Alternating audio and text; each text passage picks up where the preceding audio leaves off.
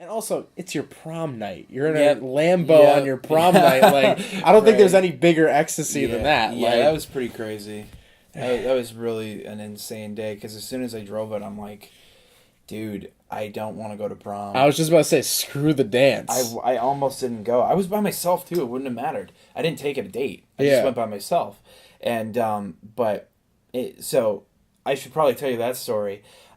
We pick up the car from a rental company. I worked the whole year to be able to afford one day of a rental. It's expensive. It's expensive. And I worked really hard. I saved a bunch of money, paid for this one day experience. I'm riding in it. My stepdad's driving it because he's the one who rented it. And what's it called? So we're driving, and the ride quality is horrible. Every time we hit a bump, my head is hitting the convertible top. And like my knees are cramped, and I'm like, this sucks. What's going on? So then we finally get to the house. We drive back from the city to my house, which is about, I don't know, 25 miles away from the city, 20, 30 miles. And, he throws me the keys, and he's like, I'm going to go on the phone. I got to handle something. Just be careful. I'm like, okay. He's like, remember where you are. Don't do anything stupid. My stepdad's a cop. So what ended up happening was I ended up getting in it. A friend noticed me from a block away and pulled in, was like, dude, what's going on? I'm like, I rented it. And he's like, dude, that's insane.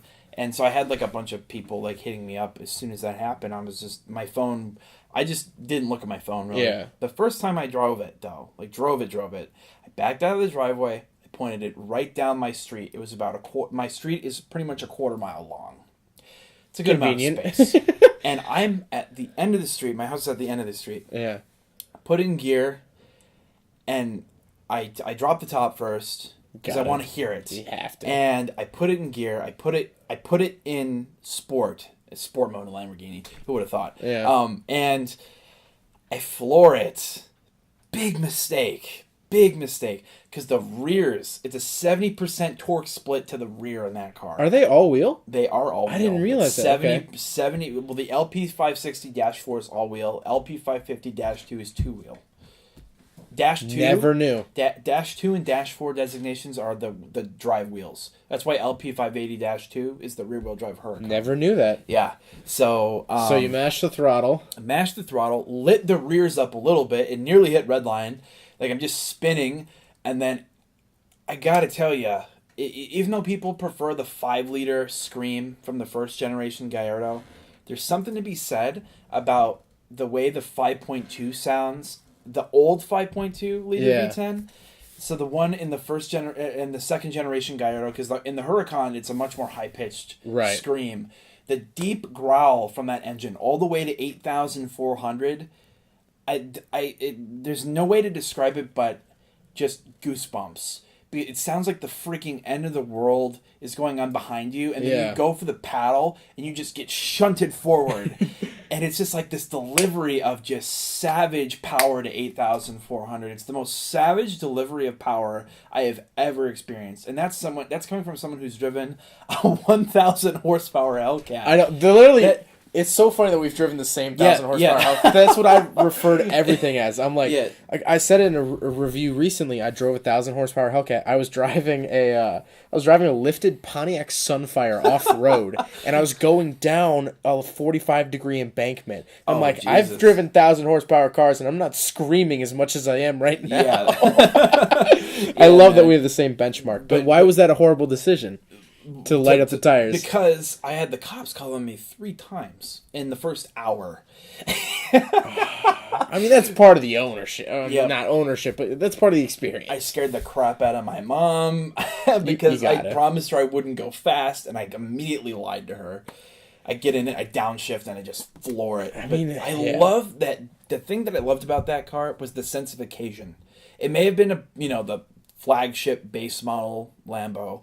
It didn't feel like that at all. Right. It felt like this completely savage, visceral machine that would beat you up at any time you decided to let your guard down. Yeah. And I learned that too because it stepped out on me really hard. Because, like I said, my experience with its performance cars, I literally went Jeep Liberty, Mitsubishi Lancer, Dodge Grand Caravan, Lamborghini Gallardo. That was my experience with cars. Oh, and Dodge Charger V6. So, whoa, V6. Yeah, whoa, yeah. Yeah, Slow I know, it down. Sorry. Open differential V6. What about it? One tire fire. If I wait long enough on the brakes, it will do it. I actually just reviewed a 2016 V6 all-wheel drive. It would have been a fantastic car if they wouldn't have called it the Charger. Because it's not a Charger. It's not V8 rear-wheel drive. You know what I mean? Yeah. But as a daily driver, those are sick. But so that was... You went from a Caravan to a Gallardo. Well, I drove a Liberty. I drove my brother's van one time. I drove my stepdad's Lancer.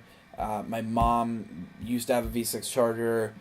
I drove all those. Then I went straight to a Gallardo LP560-4 Spider. And that was the most...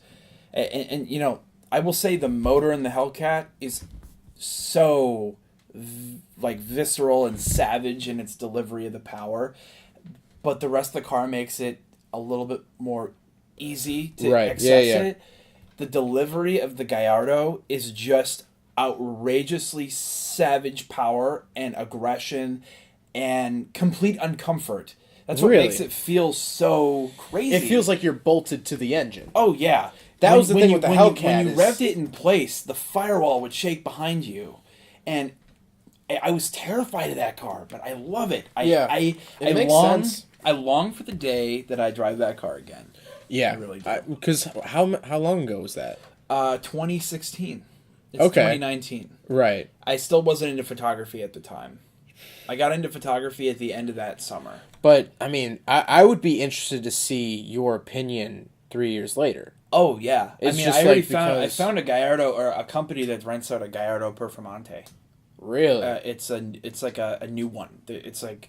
not the car. It's like a new company. They have. I asked them about a Gallardo Spider they had, and then they're like, which is just an insane deal on the pricing, and I think it might change. They're probably just trying to get some clientele because they're a new company, and but the price they threw me was astounding, and it was a Performante.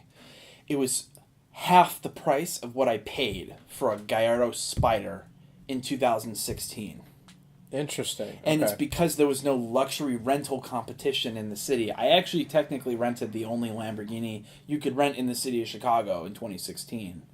Because there was no competition. Like now you can go to DS Luxury and a bunch of other companies, and Turo has competition. And have you ever used... Cause aside from my soul,